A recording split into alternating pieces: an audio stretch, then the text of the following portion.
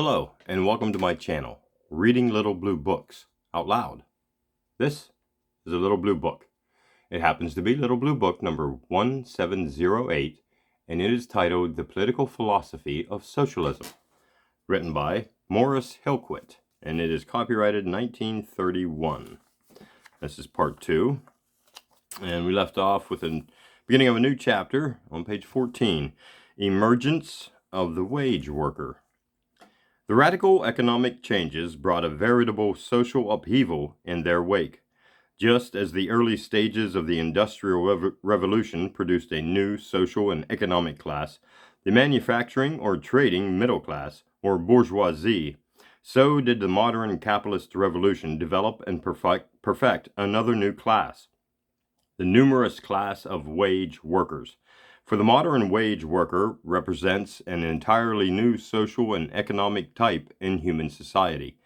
The novel and distinguishing features of his existence are his separation from the tool, the uncertainty of his job, and his status of perpetual economic dependence. The pre-capitalist worker was to a large extent an independent mechanic. His principal stock in trade was his personal skill and experience. Once he had mastered his craft, he could ply it on a footing of equality with all his rivals. He could work at home or set up a modest workshop. The simple hand tools of his trade were inexpensive and easily attainable. The apprentice in his service was a pupil as well as a helper. His position of dependence was temporary and ended as soon as he learned the mysteries of the trade. There was practically no permanent class of wage workers. The advent of the machine changed all these conditions and relations. It is as if some invisible and irresistible power had physically robbed the workers of their hand tools, combined them into a series of gigantic hyper-tools, and turned them over to a privileged capitalist class as a means of levying tribute on the industrial workers, just as in the feudal era the land was held by the nobility as a means of levying tribute on the land workers. The modern wage worker cannot operate with the antiquated and obsolete hand tool. He cannot own the expensive modern machine, propelled by steam or electric power. If he... Turn the page. Sometimes these pages are hard to turn. You wouldn't think so.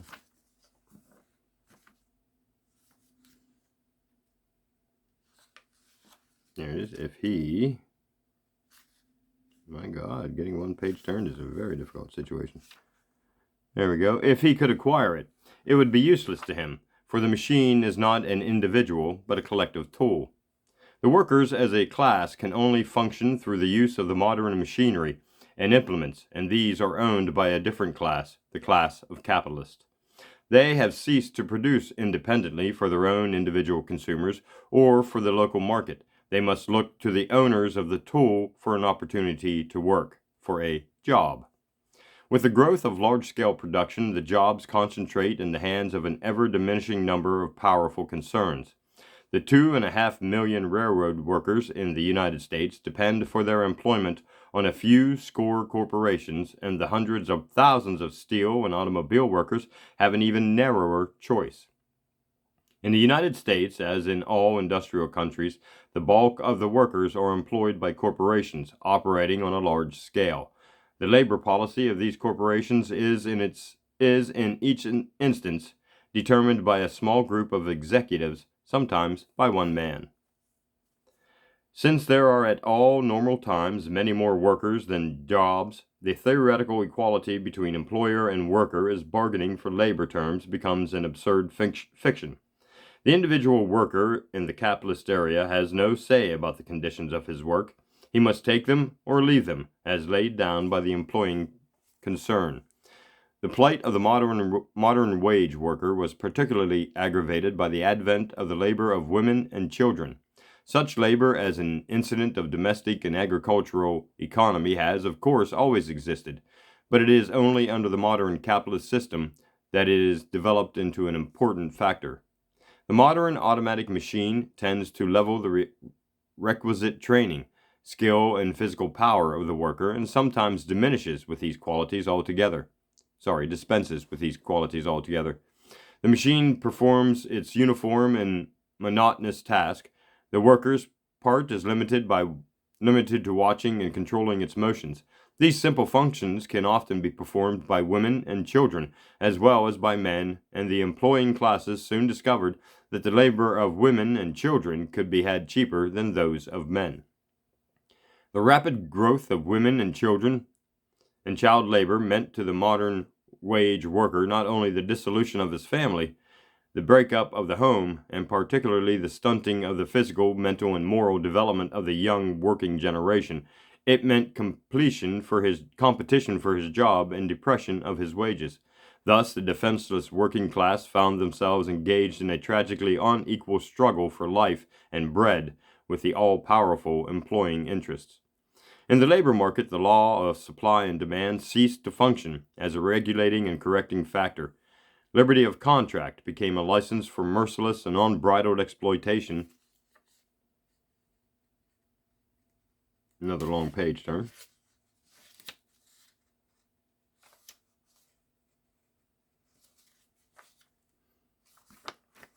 Exploitation in the hands of the employing classes. The policy of non-interference by the government in industrial relations at this point had the practical effect of arraying the great powers of the state behind the strong and against the weak.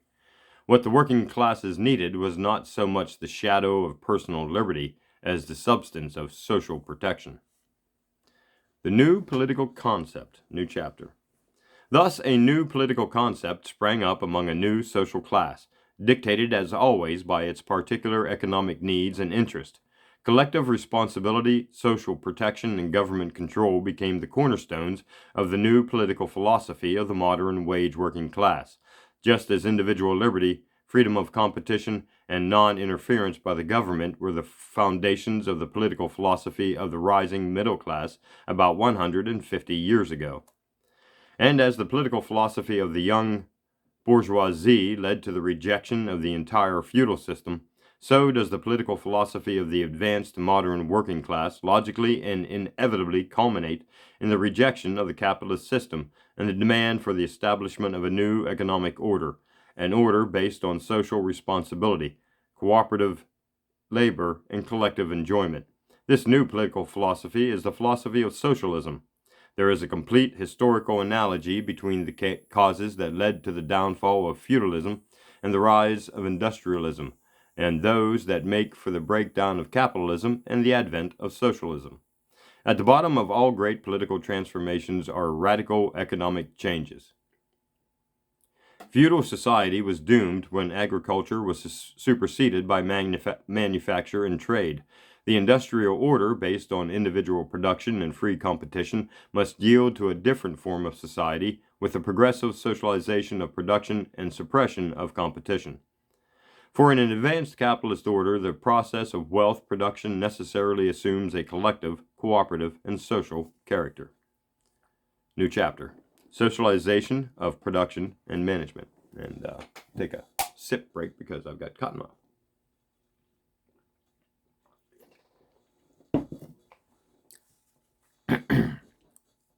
Pardon me. The modern machine is a social tool. The modern factory is a social workshop. The modern worker is a social atom.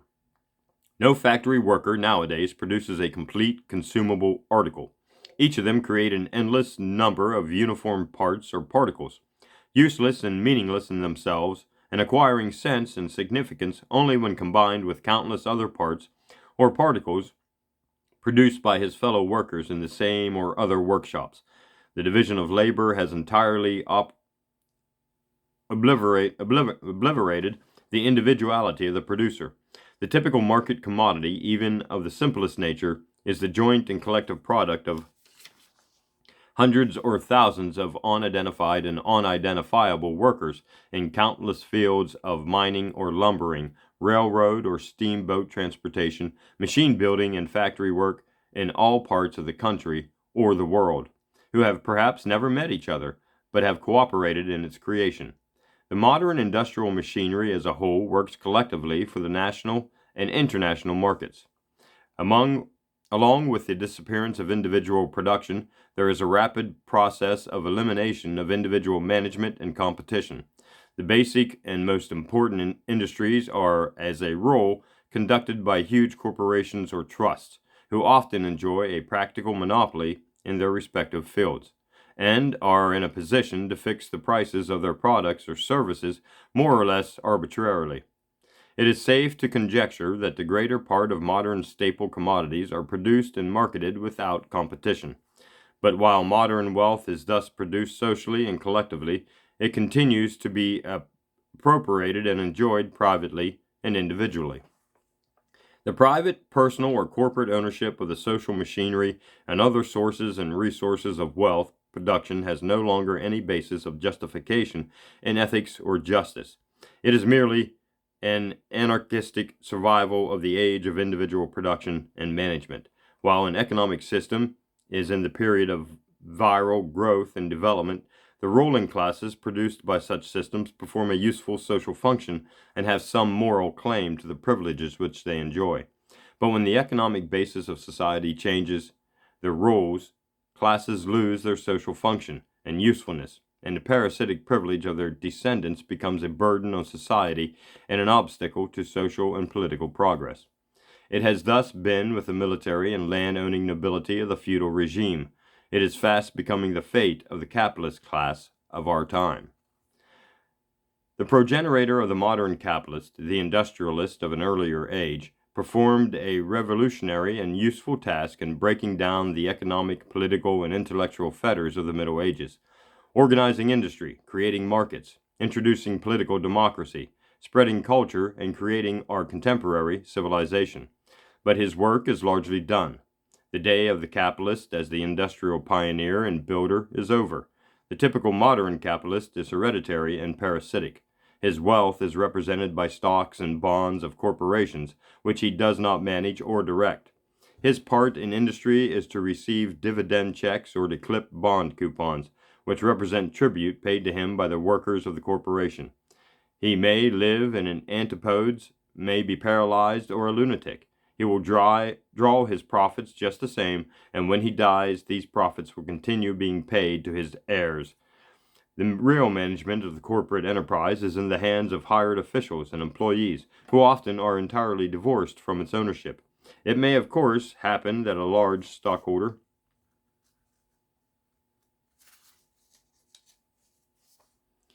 of a modern corporation takes an active and useful part in the management and direction of his business, but in that rare case he merely performs the functions usually discharged competently and effectively by a salaried employee. The bulk of his income is not derived from his service in a corporation's management, but from his ownership of its stock. Stockholding and ownership of the great modern corporations is furthermore so scattered and diffused as to become almost impersonal. The American Telephone and Telegraph Company has about 500,000 stockholders. The shares of the United States Steel Corporation are distributed among 125,000 persons, and the railroad systems of the country are owned by many hundreds of thousands of stockholders. These stockholders are scattered not only over all parts of the country, but all over the world, and very often their ownership is purely temporary and transitory. Large blocks of corporate stock change hands every day and are bought and sold in the stock exchanges not as investments, but as purely speculative purpose. The average stockholder of the large or public corporation has no feeling of ownership in it. He rarely takes the trouble of even voting in the election of its board of directors. The directors and chief executive officers of these corporations are, as a rule, chosen by the bankers who float their bonds and have no share in their ownership. And that is the end of that chapter, and I think we'll stop there for part 2. Thank you for listening, and we'll see you in part 3 of the political philosophy of socialism.